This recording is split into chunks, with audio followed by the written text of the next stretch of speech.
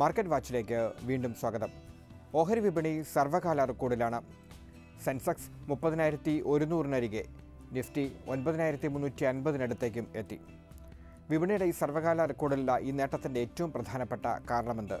അതിലും പ്രധാനമായി നിക്ഷേപകർക്കെല്ലാം അറിയേണ്ടത് ഈ നേട്ടം ഈ വർഷം മുഴുവൻ തുടരുമോ എന്നാണ്. എന്താണ് വിപണിയെ പുതിയ നേട്ടത്തിലേക്ക് നയിച്ച ഘടകങ്ങൾ? മാർക്കറ്റ് വാച്ച് ആദ്യം പരിശോധിക്കുന്നത് ഇക്കാര്യമാണ്. മുംബൈ ഓഹരി സൂചിക സെൻസെക്സ് 2 വർഷത്തിന് ശേഷം വീണ്ടും 30,000 തൊട്ടു.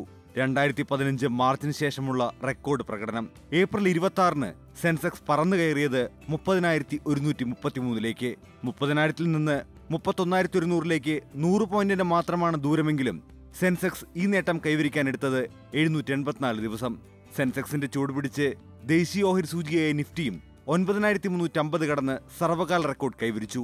വിദേശ നിക്ഷേപക സ്ഥാപനങ്ങളുടെ വൻതോതിലുള്ള സംഭാവനയാണ് ചരിത്ര നേട്ടത്തിന് ആധാരം. ഒരു ആഗോള നിക്ഷേപകൻ നോക്കുമ്പോൾ ലോകത്ത് ഒരു സ്റ്റെബിലിറ്റി കാണുന്ന ഒരു രാജ്യം, എക്കണോമിക് സ്റ്റെബിലിറ്റി കാണുന്ന ഒരു രാജ്യം, അതേപോലെ ഗ്രോത്തിന് പ്രോസ്പെക്റ്റുള്ള ഒരു രാജ്യമായിട്ട് കാണുന്നത് ഇന്ത്യയാണ്. ഇപ്പോൾ ചൈനയുടെ അട്രാക്ഷൻ പോയി, ചൈനീസ് മാർക്കറ്റ് താഴേക്കാണ്, ചൈനീസ് ഇക്കോണമി താഴേക്കാണ്. അത് വെച്ച് നോക്കിയാൽ പിന്നെയും അമേരിക്കൻ ഇക്കോണമിയാണ് ഒരു വളർച്ചയുടെ ലക്ഷണം കാണിക്കുന്നത്. അപ്പോൾ വിദേശ ധനകാര്യ സ്ഥാപനങ്ങൾ നോക്കുമ്പോൾ വിദേശത്തു നിന്ന് യഥാർത്ഥത്തിൽ പണം വരുന്നത് വളരെ നല്ല ഇൻവെസ്റ്റേഴ്സിൻ്റെയാണ്. പണ്ട് ഈ ഹോട്ട് മണി എന്നൊക്കെ പറയുന്ന ഹെഡ്ജ് ഫണ്ട്സിൻ്റെയൊക്കെ ഇൻവെസ്റ്റ്മെൻറ്റ് ധാരാളം വന്നിരുന്നുവെങ്കിൽ ഇപ്പോൾ പെൻഷൻ ഫണ്ടുകൾ, ധാരാളമായിട്ട് പെൻഷൻ ഫണ്ടുകൾ, ഇൻഷുറൻസ് ഫണ്ടുകൾ, ഇതൊക്കെയാണ് ഇന്ത്യൻ സ്റ്റോക്ക് മാർക്കറ്റിൽ ഇൻവെസ്റ്റ് ചെയ്യുന്നത്. അപ്പോൾ അതുകൊണ്ട് വിദേശത്തു നിന്നുള്ള ഒഴുക്ക് ഇനിയും കണ്ടിന്യൂ ചെയ്യും എന്ന് തന്നെയാണ് ഈ ഇൻഡിക്കേഷൻസൊക്കെ വെച്ചിട്ട് മനസ്സിലാകുന്നത്. പതിവിൽ നിന്ന് വിപരീതമായി ആഭ്യന്തര നിക്ഷേപകർ നിക്ഷേപത്തോത് കൂട്ടിയതും വിപണിയിൽ പ്രതിഫലിച്ചു.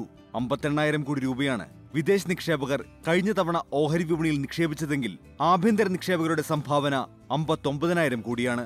ഓഹരി വിലകൾ ഉയർന്നു നിൽക്കുന്നതിനാൽ മ്യൂച്വൽ ഫണ്ടുകളിലൂടെയും SIP-യിലൂടെയുമാണ് ആഭ്യന്തര നിക്ഷേപത്തിന്റെ ഒഴുക്ക്.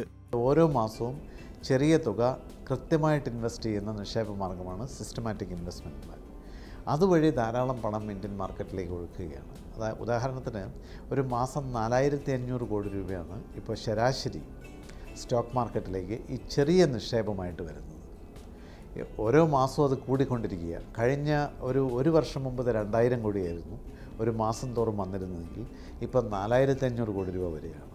ഇത് ഏറെക്കുറെ വരുന്ന 2 വർഷത്തിനുള്ളിൽ 10,000 കോടി രൂപ എത്തും. ഈ സിസ്റ്റമാറ്റിക് ഇൻവെസ്റ്റ്മെൻറ്റ് പ്ലാൻ വഴി മാത്രം ഉള്ള നിക്ഷേപം ഒരു മാസം 10,000 കോടി രൂപ വരെ എത്തുമെന്നാണ് പ്രതീക്ഷിക്കപ്പെടുന്നത്. ഇതിൻ്റെ ഒരു പ്രധാനപ്പെട്ട കാരണം ഈ മാർക്കറ്റിൽ ചെറിയൊരു വളാറ്റിലിറ്റി വന്നു, ഒരു 1000 പോയിൻ്റ് കുറഞ്ഞു, ആരും ഈ SIP റെഡീം ചെയ്ത് പണം എടുക്കാൻ പോകുന്നില്ല. അത് ലോങ് ടൈമിലേക്ക് നിക്ഷേപിക്കുകയാണ്. പിന്നെ ഇതിൻ്റെ ഒരു യഥാർത്ഥ എംപിറിക്കൽ എവിഡൻസ് എടുത്താൽ കഴിഞ്ഞ ഒരു 10 വർഷമായിട്ട് നോക്കിയാൽ 10 വർഷമായിട്ട് ഈ SIP-യിൽ ഇൻവെസ്റ്റ് ചെയ്ത ഒറ്റ നിക്ഷേപകനും പണം നഷ്ടപ്പെട്ടിട്ടില്ല. എല്ലാവരും വൻതോതിൽ പണം ഉണ്ടാക്കിയിട്ടുണ്ട്. രാജ്യത്തെ സാമ്പത്തിക സ്ഥിതി മെച്ചപ്പെടുന്നുവെന്ന സ്ഥിതിവിവര കണക്കുകളും വിപണിയുടെ കുതിപ്പിൽ നേടിയിരിക്കുന്നു. നടപ്പ് സാമ്പത്തിക വർഷം രാജ്യം 7.5% വളർച്ച നേടുമെന്നാണ് കണക്കുകൂട്ടൽ. ഇതിന്റെ പ്രതിഫലനം ഓഹരി വിപണിയെ കൂടുതൽ ഉയരത്തിലെത്തിച്ചേക്കാം. ചരക്ക് സേവന നികുതി അടുത്ത പാദത്തിൽ നടപ്പിലാക്കാനിരിക്കുന്നതും കൂടുതൽ IPO-കൾ വരാനിരിക്കുന്നതും വിപണിക്ക് പ്രതീക്ഷ നൽകുന്നു. ഇന്ത്യൻ സമ്പദ് വ്യവസ്ഥയെക്കുറിച്ച് വളരെ പോസിറ്റീവായിട്ടുള്ള ഒരു ഇമേജാണ് ഇപ്പോൾ ലോകമെമ്പാടുമുള്ളത്. അതിൻ്റെ പ്രധാനപ്പെട്ടൊരു കാരണം ഈ GST വരുമ്പോൾ ഇന്ത്യൻ എക്കണോമിക്ക് GDP ഗ്രോത്ത് റേറ്റിലൊരു വലിയ വ്യത്യാസമുണ്ടാവും. അതുകൊണ്ട് മാത്രം നേരത്തെ അത് സ്റ്റഡി ചെയ്തിരുന്ന വിജയ് കേൽക്കർ എന്ന് പറഞ്ഞ വിജയ് കേൽക്കർ കമ്മിറ്റിയാണ് GST റെക്കമെൻഡ് ചെയ്തിരുന്നത്. ആ വിജയ് കേൽക്കർ കമ്മിറ്റി തന്നെ കമ്മിറ്റിയുടെ റിപ്പോർട്ടിൽ പറയുന്നത് GDP ഗ്രോത്ത് റേറ്റ് 1% വരെ കൂടാം GST ഇംപ്ലിമെൻറ്റ് ചെയ്താൽ എന്നാണ്. അപ്പോൾ GST ജൂലൈ മുതൽ യാഥാർത്ഥ്യമാവുന്നു എന്നുള്ളത് ഒരു വലിയ കാര്യമായിട്ടാണ് ഗ്ലോബൽ ഇൻവെസ്റ്റേഴ്സ് എല്ലാം കാണുന്നത്, അതുപോലെ ഡൊമസ്റ്റിക് ഇൻവെസ്റ്റേഴ്സ്. വിപണി 30,000 എന്ന ഉയരത്തിലാണെങ്കിലും വളർച്ചാ സാധ്യതകൾക്ക് മങ്ങലേറ്റിട്ടില്ലെന്നാണ് വിദഗ്ധരുടെ വിലയിരുത്തൽ. റിയൽ എസ്റ്റേറ്റ്, സ്വർണം, ബാങ്ക് പലിശ എന്നിവയിൽ നിന്ന് പ്രതീക്ഷിച്ച നേട്ടം ലഭിക്കാത്തതിനാൽ വരും മാസങ്ങളിൽ കൂടുതൽ നിക്ഷേപം വിപണിയിലെത്തും. ഡോളർ ദുർബലമായതും അനുകൂല ഘടകമാണ്. വിപണി ഉയരത്തിലാണെങ്കിലും നിക്ഷേപകർ മാറി നിൽക്കേണ്ടതില്ല. പരിചയസമ്പന്നരല്ലാത്തവർ പരമ്പരാഗത രീതികൾ മാറ്റിപ്പിടിക്കണമെന്ന് മാത്രം. മനസ്സുവെച്ചാൽ മലയാളികൾക്കും ചെറുതുക മുടക്കി വിപണിയിൽ നിന്ന് വലിയ നേട്ടം കൊയ്യാം. റിയൽ എസ്റ്റേറ്റിനും സ്വർണത്തിനുമാണ് ഈ മലയാളികൾ പൊതുവെ കൂടുതൽ, പിന്നെ ബാങ്കിലെ ഫിക്സഡ് ഡെപ്പോസിറ്റും ഇതിനാണ് മലയാളികൾ കൂടുതലായിട്ട് പ്രാധാന്യം കൊടുത്തിരുന്നത്. അപ്പം മറ്റ് സംസ്ഥാനങ്ങൾ, ഇപ്പോൾ ഗുജറാത്തോ മഹാരാഷ്ട്രയോ ആയിട്ട് കമ്പയർ ചെയ്താൽ അവിടെ ആളുകൾക്കൊരു ഈക്വൽ ഓപ്പർച്യൂണിറ്റി പോലെ ഒരു പ്രയോറിറ്റിയാണ് സ്റ്റോക്ക് മാർക്കറ്റിൽ ഇൻവെസ്റ്റ് ചെയ്യുക എന്നത്. കാരണം അതിൻ്റെ അഡ്വാൻറ്റേജ് കണ്ട് അതിൽ നിന്ന് ധാരാളം പ്രയോജനം ലഭിച്ചവരാണ് അവിടുത്തെ ആളുകൾ. പക്ഷേ ഈ കഴിഞ്ഞ ഒരു 1-2 വർഷമായിട്ട് കേരളത്തിൽ ഒരു മാറ്റം കാണുന്നുണ്ട്. ആ മാറ്റം പ്രധാനമായിട്ട് കാണുന്നത് മ്യൂച്വൽ ഫണ്ട് വഴി ധാരാളം പേര് ഇൻവെസ്റ്റ് ചെയ്യുന്നു എന്നതാണ്. പ്രത്യേകിച്ചും ഈ സിസ്റ്റമാറ്റിക് ഇൻവെസ്റ്റ്മെൻറ്റ് പ്ലാൻ എന്ന ഇൻവെസ്റ്റ്മെൻറ്റ് വഴി ധാരാളം നിക്ഷേപകർ കേരളത്തിൽ നിന്നിപ്പോൾ നിക്ഷേപം നടത്തുന്നുണ്ട്. അതൊരു വളരെ ഒരു പോസിറ്റീവായിട്ടൊരു കാര്യമായിട്ടാണ് എനിക്ക് തോന്നുന്നത്. രാജ്യത്തെ മൊത്തം ജനസംഖ്യയുടെ 1% മാത്രമാണ് ഓഹരി വിപണിയിൽ ഇടപെടുന്നത്. 9% പേർ കൂടി എത്തിയാൽ പോലും വിപണി 10% എന്ന വലിയ ഉയരത്തിലേക്കെത്തും. 30,000 പോയിന്റിൽ നിന്ന് വിപണി 3 ലക്ഷം എന്ന പോയിന്റിലേക്ക് കുതിക്കും. വേണ്ടത് അധ്വാനിച്ചുണ്ടാക്കുന്ന നിക്ഷേപം ബുദ്ധിപൂർവ്വം നിക്ഷേപിക്കാൻ മനസ്സുള്ളവരെ മാത്രം. ഓഹരി വിപണിയുടെ റെക്കോർഡ് നേട്ടത്തെക്കുറിച്ച് വിലയിരുത്തുവാനായി ഹെഡ് സെക്യൂരിറ്റീസിന്റെ chief executive officer N Bhuvanendran market വാച്ചിൽ ചേർന്ന്. ഭുവനേന്ദ്രൻ, പുതിയ ഉയരത്തിലേക്ക് സെൻസെക്സും നിഫ്റ്റിയും എത്തിയിരിക്കുന്നു. നിക്ഷേപകർക്ക് പൊതുവെ ആഹ്ലാദവും ആത്മവിശ്വാസവും നൽകുന്നതാണ് ഈ നേട്ടം. എങ്ങനെ കാണാം ഈ പുതിയ ഉയരത്തിലുള്ള വിപണിയുടെ വ്യാപാരത്തെ? ഒപ്പം തന്നെ നിക്ഷേപകർക്ക് ഈ സാഹചര്യത്തിൽ എന്ത് നിർദ്ദേശമാണ് നൽകാനുള്ളത്? ഇവിടെ ഒന്ന്, better global news, better liquidity, better result, fourth quarter result. ഈ 3 ഫാക്ടേഴ്സാണ് ഇപ്പോൾ മാർക്കറ്റിനെ ഡ്രൈവ് ചെയ്യുന്നത്. അതിൽ US പ്രധാനമായിട്ടും നമ്മൾ ഗ്ലോബൽ ന്യൂസ് എന്ന് പറയുന്നത് ടാക്സ് റിഫോംസ് ആണ് US-ൽ. അതുപോലെ തന്നെ യൂറോപ്പിൽ നിന്ന് പോസിറ്റീവായിട്ടുള്ള ചില ന്യൂസ് ഗ്ലോബൽ മാർക്കറ്റിലെല്ലാം ഒരു പോസിറ്റീവ് ഇമ്പാക്റ്റ് ക്രിയേറ്റ് ചെയ്തു. ദെൻ ലിക്വിഡിറ്റി, മാർക്കറ്റ് പ്യുവർലി ഒരു ലിക്വിഡിറ്റി ഡ്രിവൺ ആണ്. ഇവിടുത്തെ ഒരു പോസിറ്റീവ് എന്ന് പറയുന്നത് ഡൊമസ്റ്റിക് ഇൻസ്റ്റിറ്റ്യൂഷനാണ് ഇപ്പോൾ മാർക്കറ്റിനെ ഡ്രൈവ് ചെയ്യുന്നത്. നോർമലി മാർക്കറ്റിൽ റൈഡ് സംഭവിക്കുമ്പോൾ അതിൻ്റെ ബാക്ക്ഗ്രൗണ്ടിൽ FIs ഫോറിൻ ഇൻസ്റ്റിറ്റ്യൂഷൻസ് ആയിരിക്കും. എന്നാൽ ലാസ്റ്റ് വീക്ക് അല്ലെങ്കിൽ ലാസ്റ്റ് മന്ത് നമ്മൾ FIസിൻ്റെ ഫിഗർ സെല്ലിംഗ് സൈഡിലേക്ക് മൂവ് ചെയ്യുമ്പോൾ even last week 1900 crore FIs selling സൈഡിലാണ്. അതേസമയത്ത് ഏകദേശം 5,000 crore ക്യാഷ് മാർക്കറ്റിൽ ഡൊമസ്റ്റിക് ഇൻസ്റ്റിറ്റ്യൂഷൻ ബൈയിങ് സൈഡിലാണ് എന്നുള്ളതാണ് ഏറ്റവും വലിയ പോസിറ്റീവായിട്ട് നമുക്ക് കൺസിഡർ ചെയ്യേണ്ടത്. കാരണം FIs സെല്ലിംഗ് സൈഡിൽ വന്നിട്ടും മാർക്കറ്റ് ഓൾ ടൈം ഹൈയിലേക്ക് മൂവ് ചെയ്യുന്നതിൻ്റെ ഒരു പ്രധാന റീസൺ ഈ ലിക്വിഡിറ്റി ഉണ്ട്. ദെൻ തേർഡ് എന്ന് പറയുന്നത് വളരെ ബെറ്റർ ആയിട്ടുള്ള റിസൾട്ട്. അപ്പോൾ ഈ 3 ഫാക്ടേഴ്സാണ് ഇപ്പോൾ മാർക്കറ്റിനെ റൈഡ് ചെയ്യിക്കുന്നത്. അതിൽ FIs വളരെ ആക്റ്റീവായി മാർക്കറ്റിൽ ഇല്ലെങ്കിലും ഡൊമസ്റ്റിക് ഇൻസ്റ്റിറ്റ്യൂഷൻ ആക്റ്റീവ് ആകാനുള്ള ഒരു പ്രധാന റീസൺ റീറ്റെയിൽ പാർട്ടിസിപ്പേഷൻ തന്നെയാണ്. സിസ്റ്റമാറ്റിക് ഇൻവെസ്റ്റ്മെൻറ്റ് ത്രൂ കൂടുതൽ ഫണ്ടുകൾ സിസ്റ്റത്തിലേക്ക് വരുന്നു, അത് മാർക്കറ്റിലേക്ക് വരുന്നു എന്നുള്ളതാണ് നമ്മൾ പലപ്പോഴും വളരെ പോസിറ്റീവായിട്ട് കാണേണ്ടത്. അതുകൊണ്ട് തന്നെ മാർക്കറ്റിൽ ഇമ്മീഡിയറ്റ് ഒരു ഫോളിനുള്ള സാധ്യത കുറവാണ്. ഇപ്പോൾ നിഫ്റ്റി ആണെങ്കിലും ഈ ഒരു ലിക്വിഡിറ്റി കൊണ്ടാണ് 9,367 എന്ന് പറയുന്ന ഓൾ ടൈം ഹൈയിലേക്ക് നിഫ്റ്റി മൂവ് ചെയ്തു. 30,000 മുകളിലേക്ക് സെൻസെക്സ് മൂവ് ചെയ്തു. അത് പ്യുവർലി ലിക്വിഡിറ്റി ഡ്രിവൺ ആണ്. അതിൻ്റേതായ റീസൺസ് ഉണ്ട്. അപ്പോൾ അഭിലാഷ് നേരത്തെ ചോദിച്ചതുപോലെ റിസ്ക് ഉണ്ടോ എന്ന് ചോദിച്ചാൽ short time point of view valuation കുറച്ചൊരു ഹയർ വാല്യൂവിലാണ് മൂവ് ചെയ്യുന്നത്. ചെറിയ കറക്ഷൻസ് സംഭവിക്കാം. അത് മാർക്കറ്റിൻ്റെ ഒരു പാർട്ടാണ് കറക്ഷൻ എന്ന് പറയുന്നത്. അത് കറക്ഷൻ അതാത് സമയങ്ങളിൽ ടൈം ടു ടൈം കറക്ഷൻ സംഭവിച്ചുകൊണ്ടേയിരിക്കും. അപ്പോൾ അതിന് ഇപ്പോഴത്തെ റീസൺ എന്ന് പറയുന്നത് ജിയോ പൊളിറ്റിക്കൽ ഇഷ്യൂ തന്നെയാണ്. അപ്പോൾ അങ്ങനെ നെഗറ്റീവായിട്ട് ഏതെങ്കിലും ജിയോ പൊളിറ്റിക്കൽ ഇഷ്യൂ വരികയാണെങ്കിൽ അതിനോട് മാർക്കറ്റ് നെഗറ്റീവായിട്ട് തന്നെ റിയാക്ട് ചെയ്യാനുള്ള സാധ്യത വളരെ കൂടുതലാണ്. സെക്ടർ സ്പെസിഫിക് ആയിട്ട് ഈ നേട്ടത്തെ എങ്ങനെ വിലയിരുത്താം? ഏതൊക്കെ സെക്ടറുകളിലാണ് പ്രധാനമായും നേട്ടം ഉണ്ടായത്? നിക്ഷേപകർ ശ്രദ്ധിക്കേണ്ട മേഖലകൾ ഏതൊക്കെ? ലാസ്റ്റ് മന്തിൻ്റെ എക്സ്പയറി നമ്മൾ അനലൈസ് ചെയ്യുകയാണെങ്കിൽ റോൾ ഓവറിൽ ഏറ്റവും കൂടുതൽ ബാങ്കിങ് സെക്ടർ വളരെ പോസിറ്റീവായിട്ട് വരാനുള്ള സാധ്യതയുണ്ട്. Real estate sector, infrastructure sector, ഇങ്ങനെയുള്ള സെക്ടറിൽ വളരെ പോസിറ്റീവായിട്ടുള്ള ബൈയിങ് ഇൻട്രസ്റ്റ് കാണുന്നുണ്ട്. ലോങ് ടേം വ്യൂവിൽ ഈ സെക്ടറായിരിക്കും ഏറ്റവും കൂടുതൽ പോസിറ്റീവായിട്ട് മൂവ് ചെയ്യാൻ സാധ്യതയുള്ള സെക്ടർ. ഈ സെക്ടറിലായിരിക്കും കൂടുതൽ ബൈയിങ് ഇൻട്രസ്റ്റ് വരാനുള്ള സാധ്യത. അതുപോലെ സിമെൻറ്റ് സെക്ടർ പോസിറ്റീവാണ്. പക്ഷേ ഓൾറെഡി ബാങ്കിങ് സെക്ടറിലും സിമെൻറ്റ് ഇൻഫ്രാസ്ട്രക്ചർ സെക്ടറിലൊക്കെ തന്നെ വലിയ മൂവ് സംഭവിച്ചു. റിയൽ എസ്റ്റേറ്റ് സെക്ടറിലും ഇൻഫ്രാസ്ട്രക്ചറിലും വീണ്ടും അടുത്തൊരു റൈഡിനുള്ള പോസിബിലിറ്റി ഇപ്പോഴും നിലനിൽക്കുന്നുണ്ട്. ഇപ്പോഴും ചീപ്പർ വാല്യുവേഷനിൽ പല സ്റ്റോക്കുകളും അവൈലബിൾ ആണ്. ഇപ്പോൾ നമ്മൾ മിഡ് ക്യാപ്പ് സ്മോൾ ക്യാപ്പ് ഒക്കെ എടുക്കുകയാണെങ്കിൽ ലാസ്റ്റ് 1 ഇയർ ഫ്രണ്ട് റൺ സ്റ്റോക്കിൽ തന്നെ 15% അല്ലെങ്കിൽ നിഫ്റ്റിയിൽ 15% റൈഡ് സംഭവിച്ചു. സ്മോൾ ക്യാപ്പിൽ 27% റൈഡ്, മിഡ് ക്യാപ്പിൽ പെർസെൻറ്റേജ് റൈഡ്. അപ്പോൾ ലാസ്റ്റ് മന്ത് അല്ലെങ്കിൽ ലാസ്റ്റ് 1 ഇയറായിട്ട് മാർക്കറ്റിൽ വലിയൊരു റൈഡ് സ്മോൾ ക്യാപ്പിലും മിഡ് ക്യാപ്പിലും ലാർജ് ക്യാപ്പിലും ഒക്കെ സംഭവിച്ചിട്ടുണ്ട്.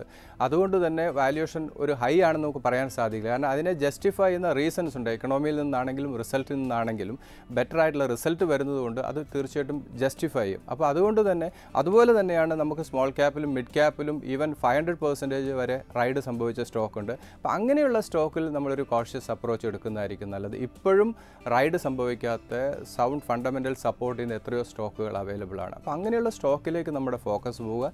ഷോർട്ട് ടൈം വ്യൂവിൽ മാർക്കറ്റിൽ കുറച്ച് റിസ്ക് ഉണ്ട്. ഒരു കോഷ്യസ് അപ്രോച്ച് എടുക്കുന്നത് തന്നെയായിരിക്കും നല്ലത്. ഇനി ടെക്നിക്കലി ആ വിപണിയെ എങ്ങനെ കാണാൻ കഴിയും? എവിടെയാണ് പ്രധാനപ്പെട്ട റെസിസ്റ്റൻസ് ഉള്ളത്?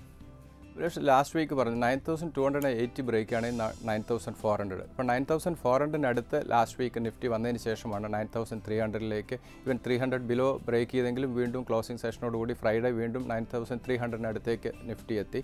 അടുത്തൊരു മേജർ റെസിസ്റ്റൻസ് എന്ന് പറയുന്നത് 9400 ആണ്. ആ 400 ബ്രേക്ക് ചെയ്യുകയാണെങ്കിൽ വീണ്ടും മാർക്കറ്റ് ഫർദർ 200 പോയിൻറ്റ്സിൻ്റെ റൈഡ്. അപ്പോൾ ഒരു 9400 ഒരു മേജർ സപ്ലൈ സോൺ അല്ലെങ്കിൽ മേജർ ആയിട്ടുള്ളൊരു റെസിസ്റ്റൻസും 9000 മേജർ സപ്പോർട്ട് സോണായിട്ടും ഹോൾഡ് ചെയ്യുന്നുണ്ട്. ദെൻ 9000 ബ്രേക്ക് ചെയ്യുകയാണെങ്കിൽ അത് ബ്രേക്ക് ചെയ്യാനുള്ള സാധ്യത കുറവാണ്.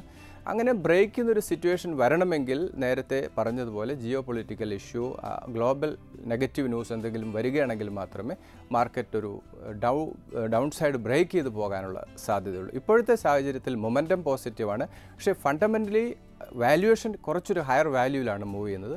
ഒരു ഇൻവെസ്റ്ററെ സംബന്ധിച്ച് ലോങ് ടേം പോയിൻ്റ് ഓഫ് വ്യൂവിൽ ഇൻവെസ്റ്റ്മെൻറ്റ് അഡ്വൈസബിൾ ആണ്. അതേ സമയത്ത് തന്നെ ഷോർട്ട് ടൈം മാർക്കറ്റിൽ ചെറിയ റിസ്ക് നിലനിൽക്കുന്നു. ഈ ഒരു റിസ്ക് എന്ന് പറയുന്നത് ഒരിക്കലും റിസ്ക് ആയിട്ട് നമുക്ക് കൺസിഡർ ചെയ്യാൻ പറ്റില്ല. അത് ടൈം ടു ടൈം ഞാൻ നേരത്തെ പറഞ്ഞല്ലോ, മാർക്കറ്റിൽ കറക്ഷൻ ആവശ്യമാണ്. അപ്പോൾ കറക്റ്റ് ചെയ്ത് മൂവ് ചെയ്യുന്ന ഒരു മാർക്കറ്റിന് കുറച്ചുകൂടെ സ്ട്രെങ്ത് ഉണ്ടാവും. ടെക്നിക്കലി 9400 ഒരു മേജർ റെസിസ്റ്റൻസ് ആയിട്ട് ഹോൾഡ് ചെയ്യുന്നുണ്ട്. ശ്രീ ഭുവനേന്ദ്രൻ, പ്രധാനപ്പെട്ട ഒരു റിസൾട്ട് സീസണിലൂടെയാണ് നമ്മൾ കടന്നു പോകുന്നത്. റിലയൻസ് ഇൻഡസ്ട്രീസ്, മാരുതി അടക്കമുള്ള പ്രധാനപ്പെട്ട കമ്പനികൾ തങ്ങളുടെ റിസൾട്ടുകൾ കഴിഞ്ഞ വാരം പ്രഖ്യാപിച്ചു. ഇനി വരാനിരിക്കുന്ന ആഴ്ചയും ചില പ്രധാനപ്പെട്ട കമ്പനികളുടെ റിസൾട്ടുകൾ വരാനുണ്ട്. എങ്ങനെയാണ് പൊതുവെ ഈ റിസൾട്ടുകളെ വിലയിരുത്തുന്നത്? ഇത് വിപണിക്ക് എത്രത്തോളം ഊർജ്ജം പകരുന്നുണ്ട്? ഞാൻ നേരത്തെ പറഞ്ഞതുപോലെ വളരെ ബെറ്റർ ആയിട്ടുള്ള റിസൾട്ടാണ്. പ്രത്യേകിച്ച് നമ്മൾ റിലയൻസ് ഇൻഡസ്ട്രീസ് എടുക്കുക, വളരെ ബെറ്റർ ആയിട്ടുള്ള റിസൾട്ട് അനൗൺസ് ചെയ്തു. ഗ്രോസ് റിഫൈനിങ് മാർജിൻ ഇമ്പ്രൂവ് ചെയ്തിട്ടുണ്ട്. അതുപോലെ ഓരോ ക്വാർട്ടറും വളരെ ബെറ്റർ ആയിട്ടുള്ള റിസൾട്ട്. ജിയോ അനൗൺസ്മെൻറ്റിന് ശേഷം ആ സ്റ്റോക്കിൽ 950 നിന്ന് 1400 ലെവലിലേക്ക് ആ സ്റ്റോക്ക് റൈഡ് ചെയ്തു. അപ്പോൾ അങ്ങനെ വളരെ ബെറ്റർ ആയിട്ടുള്ള റിസൾട്ടാണ് റിലയൻസ് അനൗൺസ് ചെയ്തത്. അതുപോലെ തന്നെ കോട്ടക് മഹീന്ദ്ര ബാങ്ക് 40% ഇമ്പ്രൂവ്മെൻ്റ് ഉണ്ടായിരുന്നു. എന്നാൽ ചെറിയ NPA 25% ഇൻക്രീസ് ചെയ്തു. എങ്കിലും റിലയൻസ് കോട്ടക്കിൻ്റെ result in line with market expectation ആയിരുന്നു. അതുപോലെ തന്നെ ആക്സിസ് ബാങ്ക് ആണ് 40% ഡ്രോപ്പ് ഉണ്ടായി. ആക്സിസ് ബാങ്ക് മാത്രമാണ് ചെറിയൊരു പ്രോഫിറ്റിൽ ഒരു കുറവ് സംഭവിച്ചത്. അതോടൊപ്പം തന്നെ അവരുടെ അതർ ഇൻകം 11% കൂടി.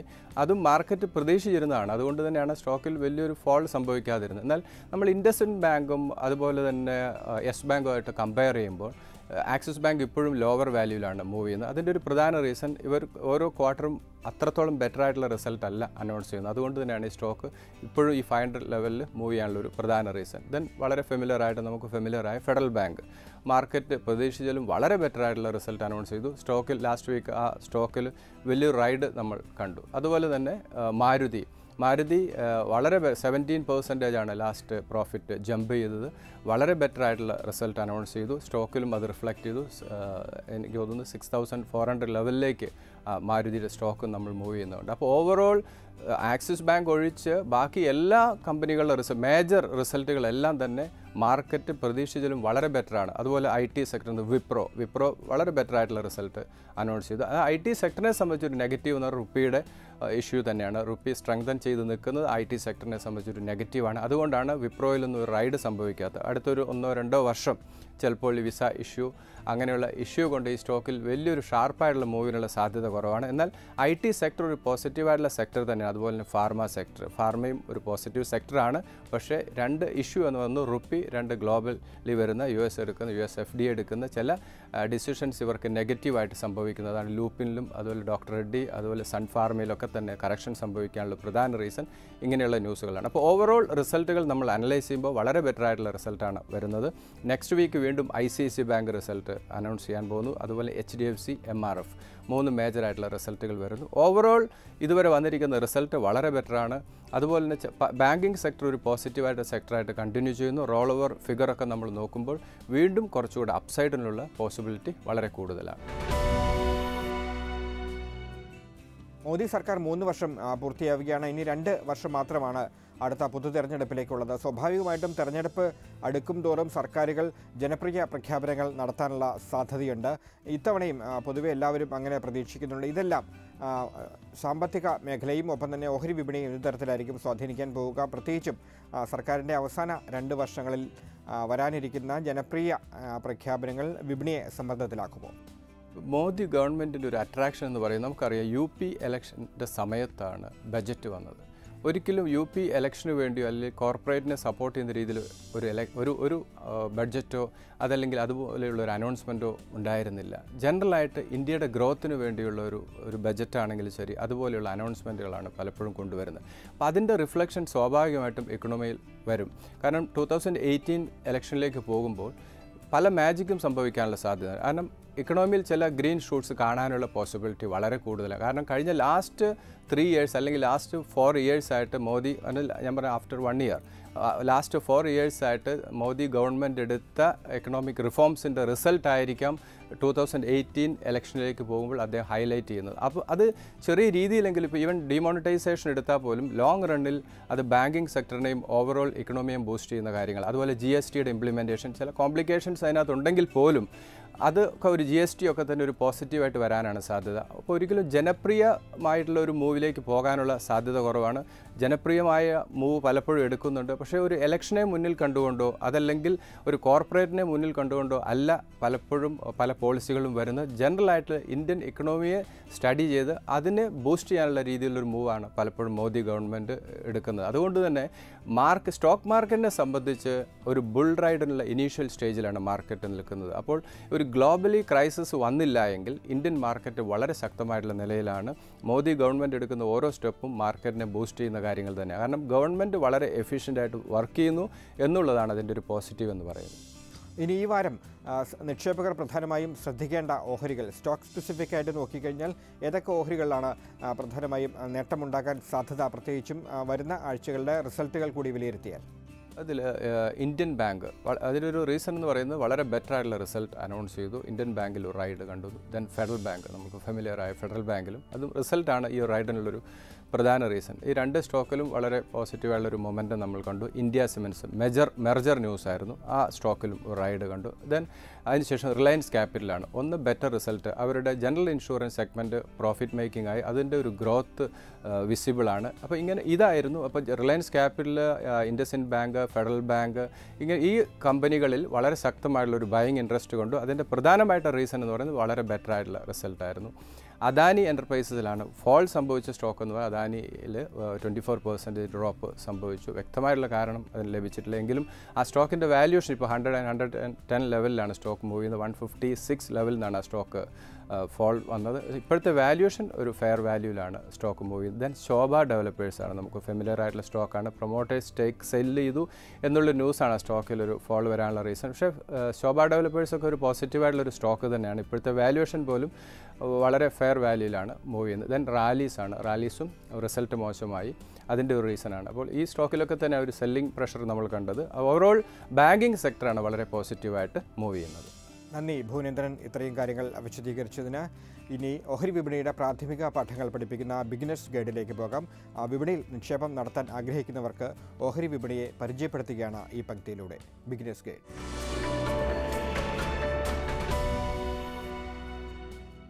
എന്താണ് ഓഹരി എന്നും എന്താണ് സ്റ്റോക്ക് എക്സ്ചേഞ്ച് എന്നും IPO എന്താണെന്നുമെല്ലാം കഴിഞ്ഞ എപ്പിസോഡിൽ വിവരിച്ചതാണല്ലോ. ഇനി IPOയിലൂടെ നമുക്ക് ലഭിക്കുന്ന ഓഹരികൾ എങ്ങനെ വ്യാപാരം ചെയ്യാനാകുമെന്ന് നോക്കാം. അതായത് ഓഹരികൾ വിൽക്കുവാനും വാങ്ങുവാനും ഉള്ള ഒരു റെഡി മാർക്കറ്റ്. ഇത്തരം ഒരു റെഡി മാർക്കറ്റാണ് ഓഹരി വിപണി അഥവാ സ്റ്റോക്ക് എക്സ്ചേഞ്ച്. സ്റ്റോക്ക് എക്സ്ചേഞ്ചിൽ ലിസ്റ്റ് ചെയ്തിരിക്കുന്ന കമ്പനികളുടെ ഓഹരികൾ മാത്രമേ ഇവിടെ വാങ്ങുവാനും വിൽക്കുവാനും സാധിക്കൂ. മറ്റ് സാധാരണ കച്ചവടങ്ങളിലെ പോലെ ഡിമാൻഡ് ആൻഡ് സപ്ലൈ ആണ് ഇവിടെയും ഓഹരിയുടെ വില നിശ്ചയിക്കുന്നത്. നല്ല ഉൽപ്പന്നങ്ങൾക്ക് എപ്പോഴും നല്ല ഡിമാൻഡ് ഉള്ളതുപോലെ നല്ല ഫിനാൻഷ്യൽ പെർഫോമൻസ് കാഴ്ചവെക്കുന്ന കമ്പനികളുടെ ഓഹരികൾക്ക് മാർക്കറ്റിൽ ഡിമാൻഡ് കൂടുതലായിരിക്കും. ഇന്ത്യയിൽ 2 സ്റ്റോക്ക് എക്സ്ചേഞ്ചുകളാണ് ഉള്ളത്. മുംബൈ സ്റ്റോക്ക് എക്സ്ചേഞ്ചും നാഷണൽ സ്റ്റോക്ക് എക്സ്ചേഞ്ചും. NSEയുടെ ഇൻഡെക്സ് ആണ് നിഫ്റ്റി. NSEയിലെ പ്രമുഖ 30 കമ്പനികളുടെ ഓഹരി വിലയിലെ സൂചികയാണിത്. അതുപോലെ BSEയുടെ സൂചികയാണ് സെൻസെക്സ്. BSEയിലെ 50 ഓഹരികളെയാണ് ഈ സൂചിക പ്രതിനിധീകരിക്കുന്നത്. മാർക്കറ്റ് വാച്ചിൻ്റെ ഈ ലക്കം അവസാനിക്കുന്നു. നിങ്ങളുടെ നിർദ്ദേശങ്ങൾ investment@asianandnews.in എന്ന ഇമെയിൽ വിലാസത്തിൽ അയക്കാം. മാർക്കറ്റ് വാച്ചിനി അടുത്തയാഴ്ച ഇതേ ദിവസം ഇതേ സമയം. നമസ്കാരം.